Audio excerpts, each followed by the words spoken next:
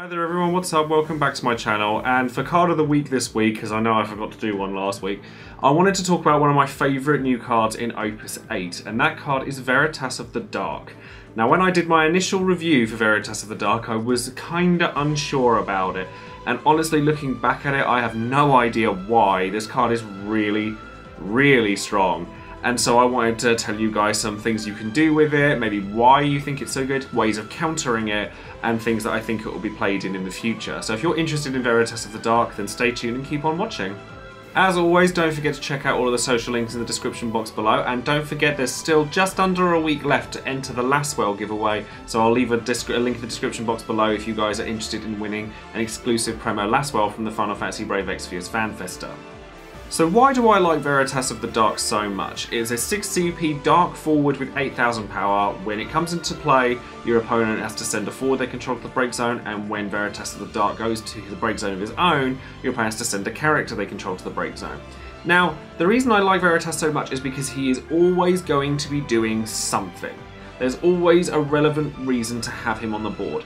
And the thing is, a strong card in Final Fantasy TCG, because removal is such a prevalent thing in the game, is you want an immediate effect when you play the card and you want a reason for it to stick around. Veritas has both.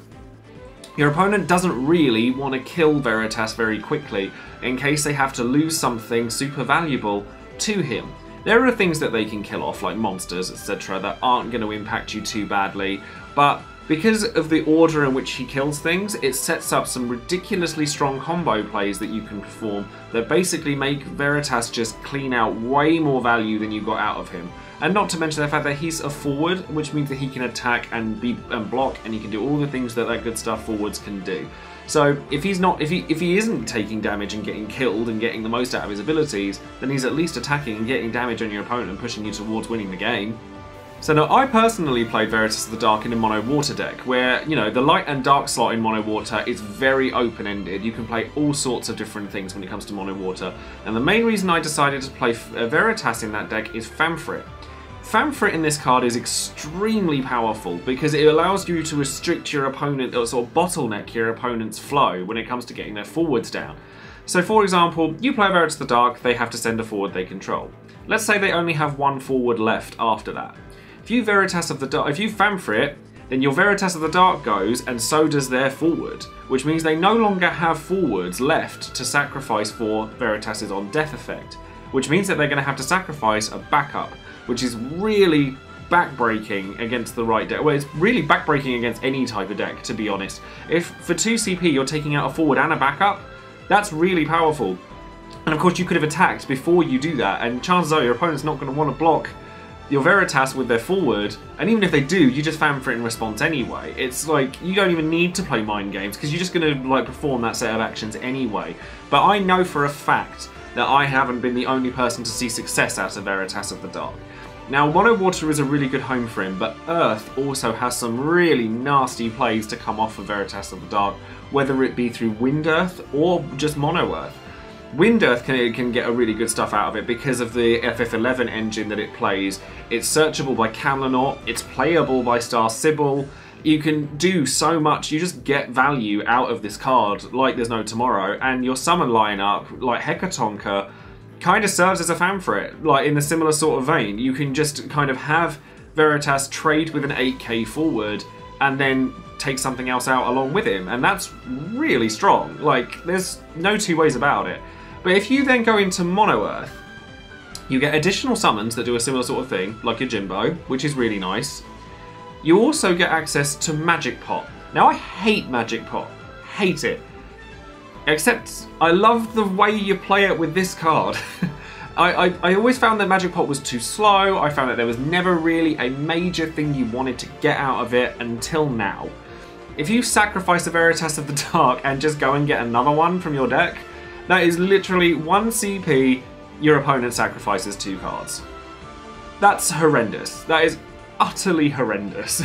And not only that, but like I said, Veritas is a forward. And even if you've Magic Potted this new Veritas out, that Veritas is going to die eventually, which means he's going to take something else out with him. It's just so much removal from one card, or a small combo. And because you can play Noctis and Noctis, like the 2CP, the 3CP, you have other reasons to, you have Relbarn, you have other things to use Magic Pot on now, that it's actually quite a legitimate card in Mono Earth, or maybe even Earth Lightning, where you could Urianger it back and then have Veritas be a part of that deck. And you've also got Warriors of Darkness. Like, I mean, I'm deck brewing as I'm talking about my card of the week. This is the kind of mentality I have when I see a card that I really like. And Veritas of the Dark is most definitely one of those cards. Now, because I imagine that we're going to see a lot of Veritas of the Dark in the near future, because like I said, I'm already not the only person that's seen success with the card, I think it's important to note what its weaknesses are and how you counter a card like this. Ice is going to do a lot of nice things to Veritas of the Dark, because dulling and freezing it means that you're not killing it. And dulling and freezing it also means that you're not, like, your opponent can't attack with it. So it's not the best way of dealing with Veritas of the Dark, because your opponent can still kill it by ways of Famfrit or Hecaton or Magic Pot, etc, etc, etc. But it'll at least you sort of stem the blood loss, if you like, and I think that that's something worth noting. Wind has access to Death Gaze, which is a brilliant way of dealing with Veritas of the Dark, because it's still 6 CP.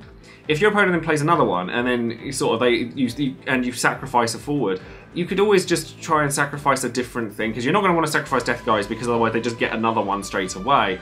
But there's a lot in Wind in value plays that means that sacrificing something isn't that big a deal, because you can just recover it really quickly. And then you also have access to 5 CP Una in Water. Now, 5 CP Una is a really difficult card to play nowadays, because 2 CP Una is so important to most Water decks. Because if you're playing Mono Water, you want all of your summons to be more valuable. If you're playing Water Wind, the reason you're playing Una is so that you can play Pain and Valorful, which means you need to get her down early.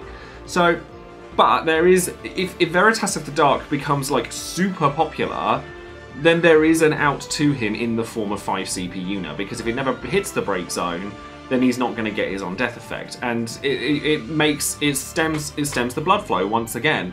And I think that those are going to be the best ways to deal with it. Bouncing it back to your opponent's hand isn't the best thing in the world, but that'll also sort of, you know, make it so your opponent's paying 6 CP into a forward again.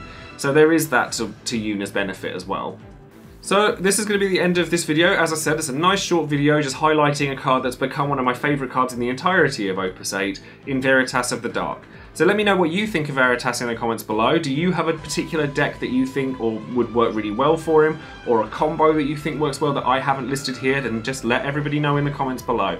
Thank you ever so much for watching, and also let me know if you think that Earth Lightning Warrior of Darkness Veritas could be a thing, because if you do think that, then I will absolutely build that deck, because it sounds like, I mean, I'm fluffing and buzzing in my head, but it sounds like a really good time. But thanks again. Don't forget to subscribe to the channel. Don't forget about the giveaway, and check the link in the description box for that. And don't forget to check out all of my social media links. Thanks again, and I'll see you guys soon. Bye.